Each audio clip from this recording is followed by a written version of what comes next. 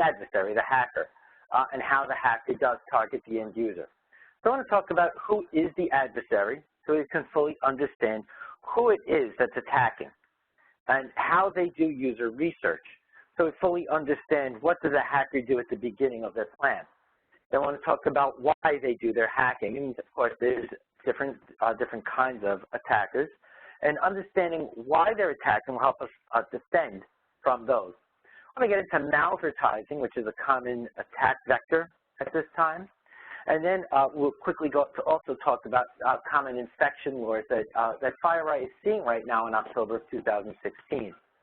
And then we're going to actually take a look at a couple of different kinds of hackers. First, we're going to look at a nation state of Ukraine. And then finally, we're going to take a look at another one that we found called the Vendetta Brothers. So let's get into it.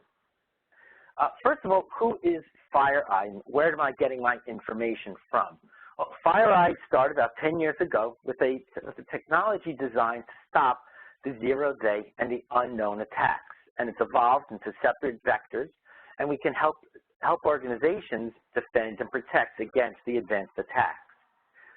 Several years ago, we purchased a company called Mandiant. Mandiant is best known as the Incident Response and Breach Investigation Organization. Once an organization has been breached, Mandiant is one of the best companies out there to go in and clean it up. Mandiant has been the company that went in and cleaned up organizations like Home Depot, the New York Times, Sony, and Target.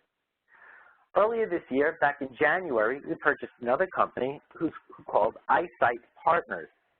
iSECURE Partners has a few hundred intelligence agents that live around the world in many different countries. And their job is to live in the underworld, to create user accounts on the dark web, to understand how the attackers are fermenting their plans, to understand who the next victim is going to be. This view of the attack from the before stage, as the attacker is fermenting the attack, to our technology, which monitors thousands of networks, and finally Mandiant, which understands what the attackers do once you've been breached. We've taken all of this information and put it together to help our customers protect and defend against these attackers. So this is where the information comes from, and let's get into it. First of all, we need to understand who the adversary is. And keep in mind, we're defending against a who. The adversary are people out there. It's a person at the keyboard that's developing tailored and customized attacks. It's no longer that they're just throwing attacks out there hoping that they hit. These attackers are deciding on their targets, studying and researching their targets, and then launching their attacks. And they can target those specifically at users. We're going to discuss how this happens. Keep in mind that they're professional, organized, and well-funded. Attackers today are not typically a user in their basement or bedroom that are doing these attacks. Typically, they're nation-state sponsored. Attackers have come, against the United States have come from China, Russia, Iran, South America. They can escalate the sophistication of their attacks as needed. They're only going to use the minimal amount of technology, the minimal amount of effort as needed. So as we develop stronger and stronger defenses, their attacks have gotten more and more dynamic and complex. And of course, they're relentlessly focused on their objective. That's their job, 9 to 5. They wake up in the morning, they get to their office, and their job is to attack our networks. And we need to defend against that. Aside from nation-state sponsored, we also have financial actors, we have hacktivists, and of course, we're going to discuss each of these also in further slides. And yes, if you kick them out, they're going to return. As I said, their job, Monday through Friday, 9 a.m. to 5 p.m., is to get into the networks of our organizations. Their objectives are specific depending on who they are and what their motives are. Their goal, of course, is long-term occupation. Of course, that one has changed recently with the rise of ransomware. And finally, persistence tools ensure ongoing access. Once they're in, the first thing they are going to do is make sure they can stay in.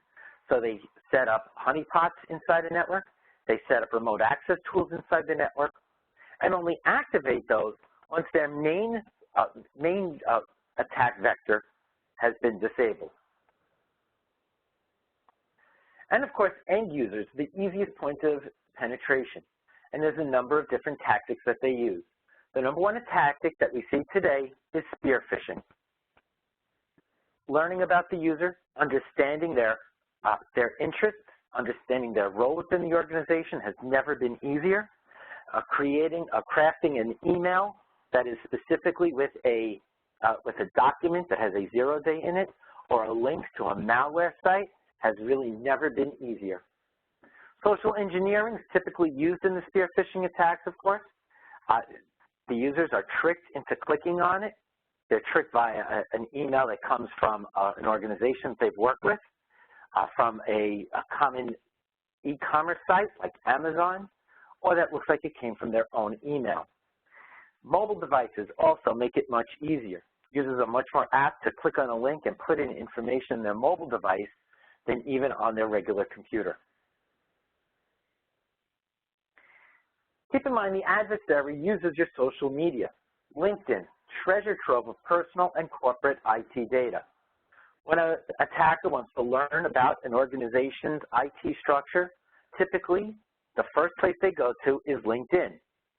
They do a search for the organization, they find the IT employees within the company, and then they learn about what their specialties are. If they notice a particular brand of firewall, particular brand of antivirus within the organization, they're more easily able to craft an attack toward that user.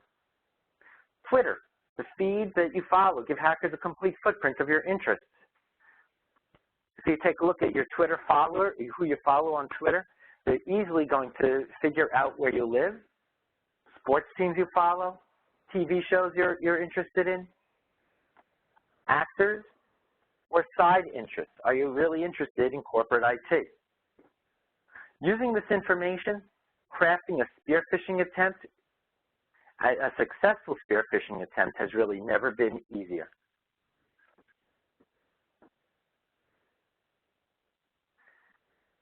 The next question, of course, is do you know who your enemy is? Just like in boxing, a boxer studies his opponent's moves and studies the tape, it's important that we understand how the adversary works, how the adversary crafts their attack and completes their attack in order to fully understand how to defend against it. Or else all we end up with is a simple firewall and antivirus.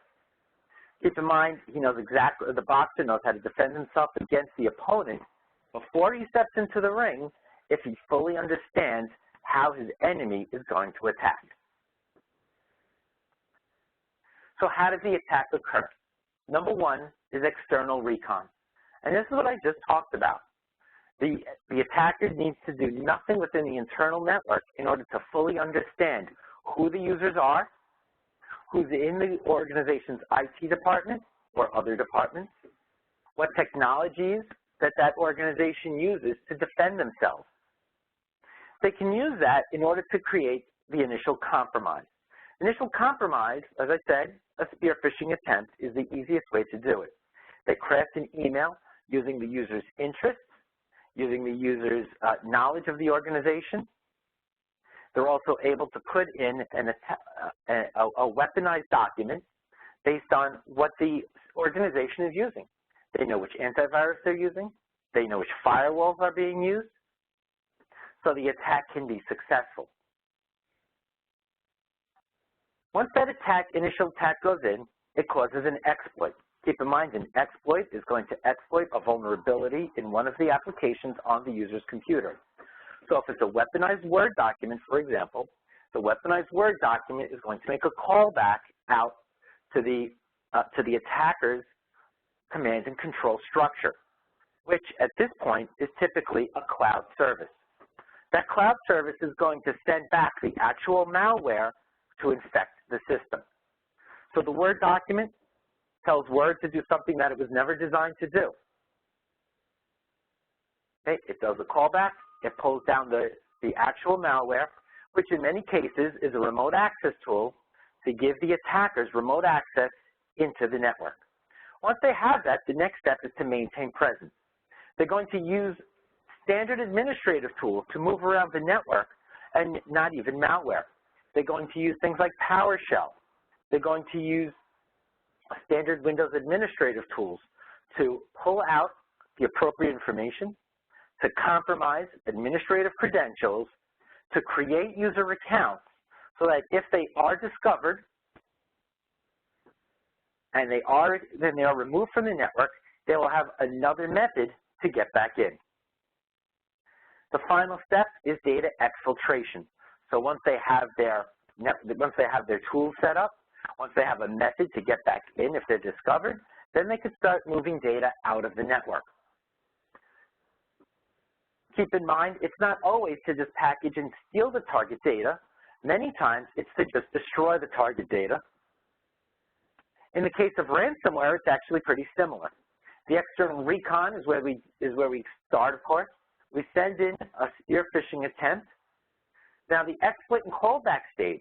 So the application, such as Word or Adobe Acrobat, there's a vulnerability exploited. It does that callback, and it pulls down the ransomware instead of some sort of remote access tool. Once the ransomware is on the user's computer, it starts encrypting files, and the user must pay the money, pay the Bitcoin typically, in order to get access back to their information, back to their data. Keep in mind, it all depends on the adversary motives. The number one motive, of course, is cybercrime, which is financial. So what are they trying to get? Number one, personal information. Personal information allows them to open up credit card information, allows them to sell that data. Credit card information, which can be resold. And finally, ransomware. Nation-state actors to corporate, national, or industrial secrets, or to gain an edge over financial, military, or industrial. And we're seeing this less and less with China, and we're seeing it more and more with countries such as Russia, Iran. Finally, the hacktivist group, who is also out there for organizations, and keep in mind their cause is their passion. So depending on the activist group, depending on what has gotten their interest, they will go after different organizations or countries. If we take a look at the different threats, we can break it down. The first one is simple nuisance, and this is what we've seen over the past 15 or 20 years. The objective is just access and propagation within the network. Simple botnets and spam are what they're going to do, so they use the computers they've infected as a botnet or to send spam out from those machines. Okay? It's not a targeted attack. They don't care what machines they get. They're just going to use those for other purposes, and it's typically automated. For data theft, for economic or political advantage, those are typically what we've seen for APTs, typically from the Chinese army, and now we're seeing it from Russian state actors. Okay, and those, of course, persistent. Once they're in, very difficult to get out. The next is cybercrime for financial gain. So the number one example we see there is for credit card information. So there they're going after retail organizations. They're going after point-of-sale devices. And those are typically opportunistic. They're going to look for the organizations and retail organizations that are least secure and least prepared for the attack. As far as hacktivism, of course, they're looking for defamation, press, policy. There's an simple example of website defacement. But of course, we're seeing with WikiLeaks just the leakage of data. Okay? And finally, a network attack, which was, of course, for escalation and destruction of a network and destroying critical infrastructure. We haven't seen too many of these yet, at least publicly, but it's commonly accepted that the attackers are out there trying for this. Another vector of attack, of course, is malvertising, which is malicious advertising. So most ads on web pages are, of course, supplied by third parties, by ad-serving companies. Google has one of the largest one of these, although they are very well protected. Web page authors are sometimes not aware of each and every ad that's delivered, As the web page author pulls advertisement from a third party and just collects the money for that, they're not aware of every advertisement that's being pulled through. The adversary has been able to inject code into these ads that will inject the exploits. So if someone is looking to attack people that are in New York City, they may go after a web page that has New York City weather. If they're going after CISOs, they may try to inject their advertisements into a CISO-related magazine website. Just as advertisements can be directed to customers, the adversary can direct malware to their targets. And this is a very easy way for the malware authors to find someone that they want to attack, add it into the malvertisement, and then the web page authors do the work for them of getting the web page traffic. Once the attacker goes to the web page, again, that exploit is delivered instead of to Word or to Adobe Acrobat. That exploit is delivered directly into the web browser.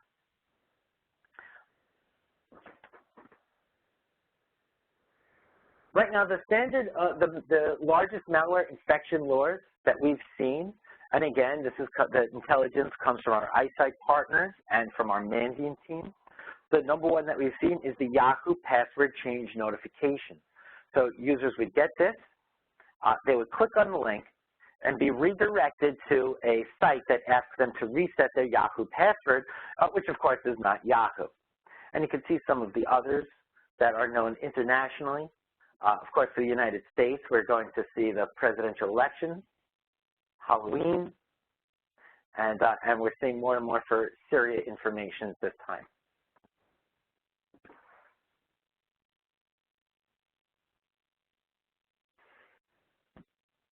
So how does the malware authors work? The malware actors don't always develop their own malware. In late August 2016, our investigators discovered cocaine. Cocaine is a completed development of a product called Mephistopheles, which actually can be used to generate links to legitimate-looking documents hosted online. This product is sold for a price of $160. The users would go in and they get a screen such as what you're seeing here. They would then supply their own email addresses.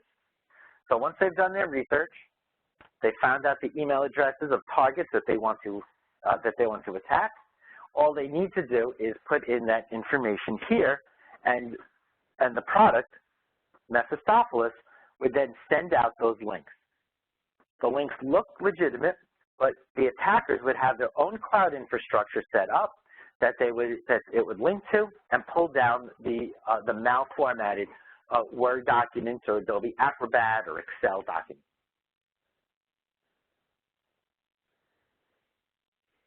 We have one major example that I'm using today, although there are many countries that are being attacked and have attacked. I pulled out this one on Ukraine. Ukraine is a primary target of pro-Russian cyber espionage entities. Keep in mind the major APT groups that they have noted as targeting Ukraine interests include the Russian-based Sandworm, the SAR team, Temp.Monkey, and Turla.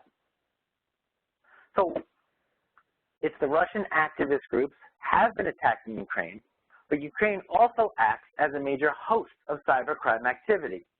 Many of the factors that have made Russia a primary source of cybercrime have also been the reason why Ukraine has now evolved into another host of cybercrime activity. High level of education combined with the high unemployment rate, social norms that actually legitimize stealing from Western companies, and of course lack of attention by Ukrainian law enforcement. They simply don't have time to go after them. The country is a hotbed of credit card fraud rings and the distributed DDoS for hire groups. So it's important that we understand how they are coming after. And finally, as an attacker, Ukrainian hacktivists are very active, but they are mostly focused on Russia. Another group that FireEye has discovered is the Vendetta brothers. Okay. This is a cyber crime group that's extremely organized. FireEye discovered them, the duo, in the underground, and they're running Vendetta World. Vendetta World is a marketplace that actually sells the tools that we saw, such as cocaine. It also hosts the attackers. These two work under the monikers One Insider and Poseidon, and they use practices of modern business to scale the criminal scheme. So they employ, like I said, they employ those practices. They use outsourcing and partnerships with other criminals. For example, one of their main targets is to send out for credit card fraud and for point-of-sale devices. But they did not have the technology to do that the initial compromise of retail organizations. So early this year, they started looking out for attackers that have made that initial compromise of retail organizations but have failed to monetize. So they were looking for those individuals, and they contacted them. They purchased those intrusions into retail organizations, and then they used their point-of-sale malware on within those organizations. They target victims in the U.S. and the Nordics with phishing and installing physical skimmers. This is one of the first organizations we've seen that not only goes for full online, but they also work with physical skimmers on top of credit card appliances. So this presents opportunities for cyber criminals to scale operations. As their skimmers are found, they can switch over to cyber operations, and as their cyber operations are shut down, they still have the skimmers working. So they have an e-commerce style website for stolen payment card information, and they have in the neighborhood of 10,000 cards for sale. Okay, and there's a nice user interface to search for payment cards with various filters. So if you want to look for American Express or Visa cards from a particular bank or by zip code, you can look for those and purchase credit cards right from these actors. This particular group targeted mostly the United States, but we've also seen a lot of Nordic targets from them. It does seem as they've found some vulnerabilities within some Nordic banks, which explains why it's so popular. So number one, their market principles. Number one, diversity. They've partnered with cyber criminals who've already unilaterally gained access to POS terminals, to point-of-sale terminals. And they've purchased that access from them, but they've also resold the access that they have with their malware.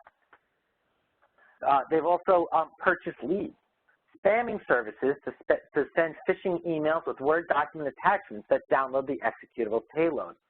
So they will purchase leads and email lists from third parties. And finally, brick and mortar. So they deployed physical skimmers with video cameras to capture payment card data as well as the PIN. It's truly a dispersed enterprise. Of course, if we take a deeper look into it, option one is to outsource the grunt work. Okay, so the low margin aspects of the business, they're not going to do. They're going to repurchase that, which is one of the benefits of hosting their own marketplace. The partnerships pass along the tedious work, identifying, compromising vulnerable systems, which is some of the easier work, so it is low margin. They also advertise on forums those who might have access to those systems, but they don't have the ability to monetize that. So the Vendetta brothers can come in and monetize after. Purchase leads. So they sometimes compromise systems on their own, but the pair send employment inquiries via emails with attached Word documents that do the initial intrusion. The files will eventually download Vendetta POS, a malware similar to the Dexter malware, and what that would do is to scrape system memory for track 1 and track 2 credit card information. And they also maintain a family known as Sensor POS, which is another memory scraper. It's going to send extracted payment card information to a command and control server. And of course, like I said, brick and mortar. So they're not only going to stay cyber, but they're also going to maintain a brick and mortar and the skimmer business. So there's a business-like approach to their company.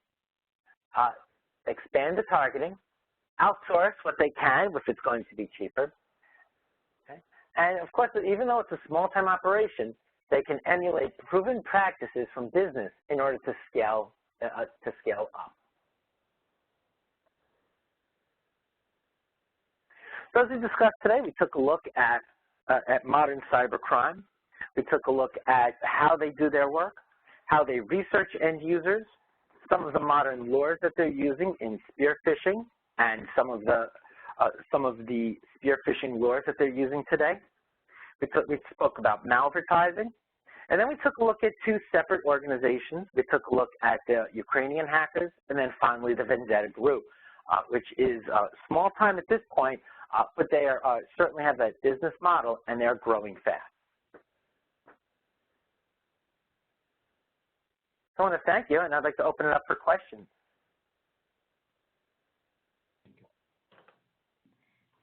Thank you so much, Jason, for that presentation. And thank you, everyone, for joining us today. Please feel free to type any questions you may have into the chat box. And in the meantime, I just wanted to mention a few things before wrapping up today's webinar. iSECURE is hosting some cybersecurity and Star Wars events this December. So if you're in the Rochester or Buffalo area, stay tuned for upcoming information and registration on our website in the next few weeks. Also, for those who need